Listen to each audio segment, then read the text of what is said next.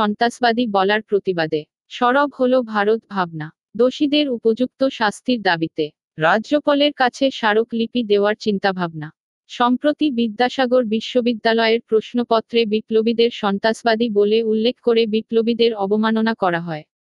এই ঘটনার প্রতিবাদে মুরারিপুকুর বোমার মাঠে ভারত ভাবনা সভাঘরে প্রতিবাদ সভা অনুষ্ঠিত হয়। ভারত ভাবনার সভাপতি তরুণ ব্যানার্জি, প্রবীণ বিপ্লবী হরেন বাগচি বিশ্বাস, বিপ্লবী উল্লাসকর দত্তের, উত্তরসূরি কৌশিক দত্তগুপ্ত, ভারত ভাবনা দলের জন্টি ব্যানার্জি, তরুণ বিপ্লবী গবেষক কৃষ্ণেন্দু, সাংবাদিক দেবব্রত ব্যানার্জি সহ উপস্থিত সকলেই বিদ্যাসাগর বিশ্ববিদ্যালয়ের প্রশ্নপত্রে বিপ্লবীদের অবমাননার তীব্র নিন্দা করেন। বিস্তারিত দেখতে থাকুন বিশেষ প্রতিবেদনে। কলকাতার মুরারি পুকুর ভারত ভাবনা সভাঘর থেকে বিশেষ প্রতিনিধি গোপাল চক্রবর্তী। খবর মহানগর। খবর কলকাতা। Sky news Bangla.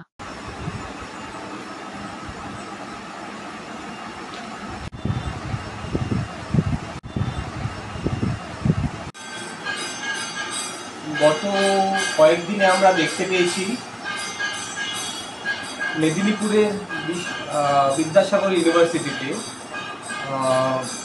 স্নাতক স্তরের পরীক্ষায় 6 নম্বর সেমিস্টারের পরীক্ষায় 12 নম্বর যে প্রশ্নটি ছিল সেই প্রশ্নতে পরিষ্কার লেখা ছিল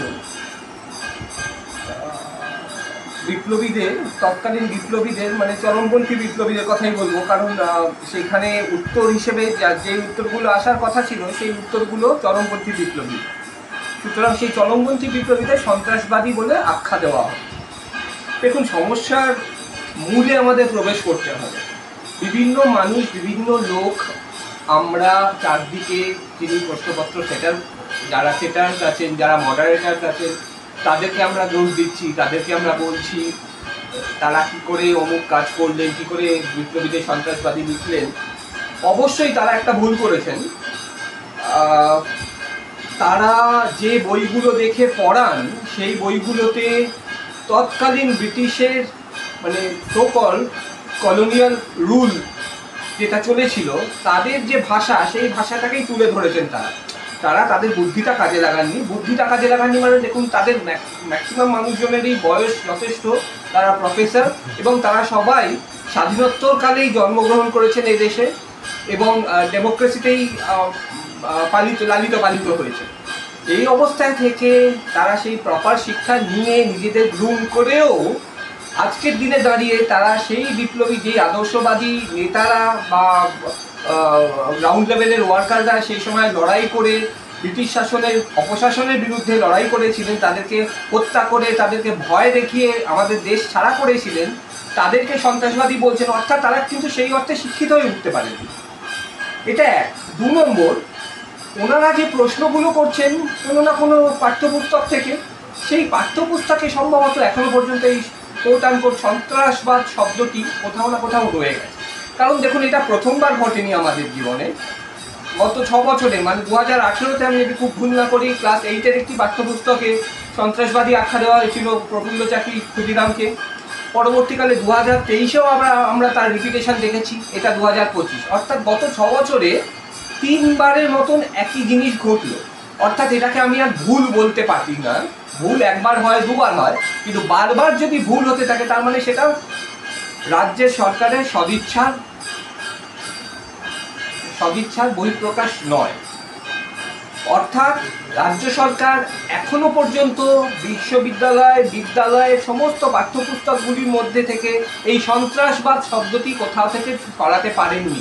তো আমাদের মূল বক্তব্য থাকবে এই শব্দটিকে এখনো পর্যন্ত বিদ্যালয় স্তরে যেখানে যেখানে আছে সেই জায়গাগুলো থেকে, সমস্ত জায়গা থেকে সরিয়ে দিতে হবে। কারণ এই পুস্তকের ওপর বেস করে এই সংখ্যা এই শব্দবন্ধর উপর বেস করেই আগামী প্রজন্ম কিন্তু শিক্ষিত হবে এবং আগামী প্রজন্মের কাছে যদি আমরা সঠিক বার্তা না পৌঁছে দিতে পারি স্বাধীনতা সংগ্রামীদের পক্ষে সম্পর্কে, আমার মনে হয় তারা কোনোদিনও ভারতবর্ষের রুটের সাথে, ভারতবর্ষের মূল স্রোতের সাথে নিজেদের সম্পর্কযুক্ত করতে পারবেন।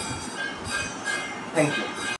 আজকে আমরা যে মানিকতলা মুরারি পুকুরের মতো জায়গায় এসে উপস্থিত হয়েছি, যে বিষয় নিয়ে আমরা আজকে আমাদের মধ্যে আলোচনা হচ্ছে ভারত ভাবনা সভাঘরে, যে ভারতবর্ষের চরমপন্থী বিপ্লবীদের প্রতি এত অবমাননা কেন? আমরা আজকে মেদিনীপুরে যে ঘটনাটা দেখতে পাই, যে মেদিনীপুর স্কুলে বিপ্লবীদেরকে সন্ত্রাসবাদী তকমা দেওয়া হচ্ছে বা সেখানে সন্ত্রাসবাদী বিপ্লবী এই শব্দটা ব্যবহার করা হচ্ছে, এটাতে আশ্চর্য হওয়ার তো কিছু নেই। কেননা আপনারা যদি দেখেন, আপনি যদি একটু লক্ষ্য করেন, 47-এর দেশভাগের পর, আমার এই হ্যান্ডবিলে লেখা আছে যে 47-এর দেশভাগের পর কিভাবে আপনার জওহরলাল তার নিজের ক্ষমতা অস্তিত্ব করেছিলেন। দেশভাগ হয়ে যাওয়ার পর এই জওহরলাল মোহাম্মদ জামান কিয়ানি এবং হাবিবুর রহমানের বাড়িতে ফ্ল্যাটে আক্রমণ করেছেন গুন্ডা দিয়ে, যে তোমরা পাকিস্তানে চলে যাও, তোমাদের ভারতবর্ষে থাকার কোনো কথা নেই। এই জওহরলাল 47-এর পর অদ্ভুত ফতোয়া জারি করে দিল যে সেনা বারাকের কোনো ক্যাম্পে নেতাজির ছবি থাকবে না। তাহলে সেই জায়গা থেকেই তো এই বিপ্লবীদের প্রতি আক্রমণটা শুরু। দেখুন, একটা সংঘবদ্ধভাবে একটা চরমপন্থী বিপ্লবীদের উপর যেভাবে আক্রমণ আনা হচ্ছে, আমরা 2022-23 সালেও দেখেছি। লকডাউনের পর যেমনভাবে বিদ্যাসাগর কলেজে বিদ্যাসাগরের মূর্তি ভেঙে দিয়েছে, কোনো জায়গায় শ্যামাপ্রসাদের মূর্তি ভাঙা হচ্ছে, কোথাও নেতাজির মূর্তি ভাঙা হচ্ছে। ভারতবর্ষে তো বিপ্লবীদেরকে মূর্তিগুলোকে মুরগি যেমন জবাই করে সেরকমভাবে মূর্তিগুলোকে ভাঙা হচ্ছে। এবং কোন বিপ্লবীগুলো? যারা চরমপন্থী বিপ্লবী, যারা দেশের জন্য কিছু না কিছু করেছে। আজকে আমরা দেখতে পাই যে 2022-23 সালের দিকে আমরা নিজের খবর পেয়েছি, আপনার শহীদ তিতুমিরকে ওয়াহাবি বা সন্ত্রাসবাদী আক্রমণ দেওয়া হচ্ছে। আমরা এটাও দেখেছি যে কিছুদিন আগে আপনার স্বামীজির বাড়িতে যখন বিদ্যাসাগরের বাংলার ইতিহাস বইটা রিলিজ হচ্ছিল, একটি পলিটিক্যাল গ্রুপ থেকে তারা সেখানে সিরাজদৌল্লা এবং টিপু সুলতানকে টানছে। আমি জানি না যে বিদ্যাসাগরের সঙ্গে সিরাজদৌল্লা এবং টিপু সুলতানের কী সম্পর্ক, এবং তাকে এবার টানা হলো কেন, এবং তাকে এবার এরকমভাবে সিরাজদৌল্লাকে যে একটা তথাকথিত বিকৃতি চিন্তাভাবনার নায়ক করে দেওয়া হচ্ছে, যাকে নেতাজি জাতীয় বীর বলেছেন। তার মানে এই যে বিপ্লবীদের প্রতি যারা সন্ত্রাসবাদী বলুন বা মুরগির কাটার মতো একটা মূর্তি ভাঙা বলুন, এগুলো 47 সাল থেকে চলে আসছে। আজকে যারা ক্ষমতায় আছে, যারা ক্ষমতায় বসে কাজ করছে, তারা তো তাদের ওই গান্ধী পরিবারের নীতিটাই তো মেনে চলেছে। কিসের ভয়, কিসের এত দুশ্চিন্তা যে বিপ্লবীদেরকে মুছে দেওয়ার জন্য, যাদের জন্য দেশ স্বাধীন হয়েছে? আজকে ব্রিটিশ লাস্ট গভর্নর মাউন্টব্যাটেনের পরবর্তী পূর্বে তৎকালীন যে ভাইসরয় এসেছিলেন, তিনি নিজে বলেছেন যে গান্ধীর কতটুকু অবদান আর সুভাষচন্দ্র এবং আজাদিন ফৌজের কতটুকু অবদান। আজকে দেখুন না, কারা কারা সেই কথাগুলো বলছে বা কাদের ক্ষমতায় থাকাকালীন এই ঘটনাগুলো ঘটছে। সেই সমস্ত মহান ব্যক্তিরা যারা বলেছিলেন যখন আজাদিন ফৌজ সেনারা যখন ভারতবর্ষে ঢুকছে, বলছেন যে আমরা খোলা তরবারি নিয়ে জাপানি সেনাদের বিরুদ্ধে লড়াই করব। ইন্টেনশনালি ভাবে একটা দাগিয়ে দেওয়া হচ্ছে জাপানি সৈন্য হয়ে বলে। আজকে দেখুন, যারা নেতাজিকে তোজর কুকুর বলেছিল, কুইসলিন বলেছিল, তাদের কাছ থেকে আপনারা কি করে আশা করেন যে তারা বিপ্লবীদের নিয়ে কথা বলবে? তাহলে তাদের চিন্তাধারা নিয়ে কথা বলবে, এটা তাতে অসুবিধা। কিংবা আর যারা দেখুন, যারা বিপ্লবীদেরকে 42-এ ভারত ছাড় আন্দোলনে ধরিয়ে দিয়েছে, যারা দেশভাগ করেছে, বাংলা ভাগ করেছিলেন, যে মহান ব্যক্তিটি বলেছিলেন যে দেশভাগ অখণ্ড থাকুক কিন্তু বাংলাকে দুভাগ করে দেওয়া, কারণ আমার পার্টির কোনো পলিটিক্যাল অ্যাসুরেন্স নেই এই আমাদের বাংলা ইয়েতে, তার জন্য বাংলা ভাগ করা হবে। তো সেই মহান ব্যক্তি পরবর্তীকালে কাশ্মীরে গিয়ে কী করেছেন আমার দেখার দরকার নেই, বাট তাদের ক্ষমতায় যারা আছেন তারা তো চাইবে যে বিপ্লবীদের উপর এই আঘাতটা আসুক। বক্তব্যটা সেটা না, বক্তব্যটা হচ্ছে আমাদের নিজেদেরকে দায়িত্ব নিতে হবে বিপ্লবীদেরকে চিন্তা চেতনাকে তুলে ধরার জন্য।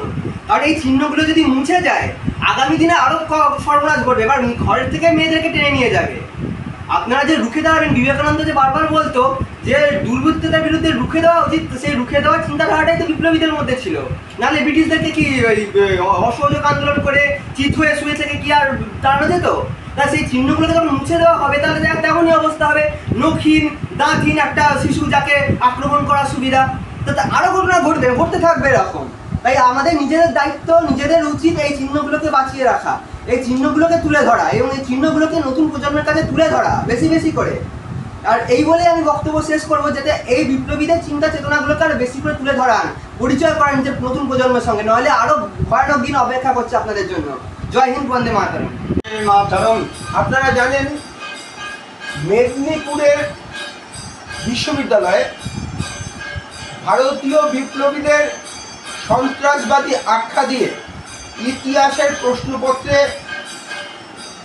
লিখিত রূপে ছাত্রদের সামনে পেশ করা হলো। ভারতবর্ষে বিপ্লবীদের সন্ত্রাসবাদী বলার এই যে কালচার, অতীতে আমরা এই তৃণমূলের আগে যে সরকার ছিল, সেই সরকার যেহেতু কমিউনিস্ট সরকার, আন্তর্জাতিকতাবাদী, তারাও বিভিন্ন সময় ক্ষুদিরামকে প্রফুল্ল চাকিকে সন্ত্রাসবাদী আখ্যা দিয়েছিলেন। ভারতবর্ষে 1908 সালে মুরারিপুকুর বাগানবাড়ির যে বোমার মামলা হয়েছিল, সেই বোমার মামলার অরবিন্দ ঘোষ, উল্লাসকর দত্ত, হেমচন্দ্র কানুঙ্গ, বারিন ঘোষ এই মুরারিপুকুর পীঠস্থান থেকে ধরা পড়েছিলেন।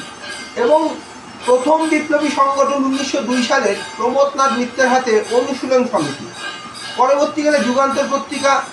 আপনারা জানেন যে এই দীর্ঘ লড়াইয়ে অনেক আত্মত্যাগ আছে। মেদিনীপুর জায়গাটাই ভারতবর্ষের ব্রিটিশ সাম্রাজ্যবাদ বিরোধী বিপ্লবী আন্দোলনের পীঠস্থান।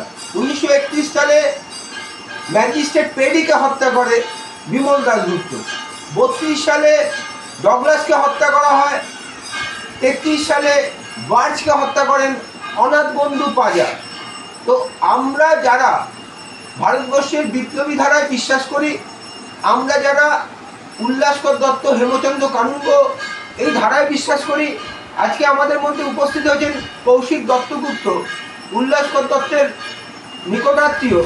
আমরা তার মুখেও শুনব ভারতীয় বিপ্লবী ধারার গল্প। পাশাপাশি আজকে রাজ্য সরকারের বিভিন্ন এজেন্টরা যে বিপ্লবীদের, যাদের হাত ধরে স্বাধীনতা সংগ্রাম, যাদের হাত ধরে এই আমাদের রাজ্যের মসনদে বসা এবং ক্ষীর খাওয়া, ধরুন কেন্দ্রীয় সরকারে মোদী আছে, আমাদের রাজ্যে মমতা ব্যানার্জি আছেন, তারা সরকারি গাড়ি ব্যবহার করছেন, সরকারি সুযোগ সুবিধা ব্যবহার করছেন। কিন্তু বিপ্লবীরা ভারতবর্ষের স্বাধীনতা যদি না এনে দিতেন, নেতাজি সুভাষচন্দ্র বসুর আজাদিন ফৌজের যে লড়াই, সেই লড়াই যদি না হতো, ভারতবর্ষ স্বাধীন হতো? যদিও স্বাধীনতা 13টি গোপন সূত্রে হয়েছে এবং পরোক্ষভাবে অনেকাংশেই আমরা পরাধীন, কারণ আমরা এখনো কমনওয়েলথের সদস্য, আমাদের সিটিজেন কার্ড নেই, আমাদের যেটা আছে আধার কার্ড এবং ভোটার আইডি কার্ড। সামগ্রিকভাবে নতুন স্বাধীনতা সংগ্রামে লড়াই করতে হবে এবং ভারতীয় বিপ্লবীদের শ্রদ্ধা এবং সম্মানের সঙ্গে ইতিহাস বইতে ঠাঁই দিতে হবে। তৃণমূল হোক, বিজেপি হোক এবং ভারতবর্ষের communist party, CPI, CPM, CPIML, CPI Maoist হোক, ভারতবর্ষের বিপ্লবীদের যারা ব্রিটিশ সাম্রাজ্যবাদের বিরুদ্ধে লড়াই করেছেন, তাদেরকে শ্রদ্ধার সঙ্গে স্মরণ করতে হবে। তাই পরবর্তীকালে আপনারা একটা রাজনীতি করার সুযোগ পাচ্ছেন। জয় হিন্দ, এই বলে আমি আমার বক্তব্য শেষ করলাম। ভারত ভাবনা দলের পক্ষ থেকে তীব্র প্রতিবাদ জানাই।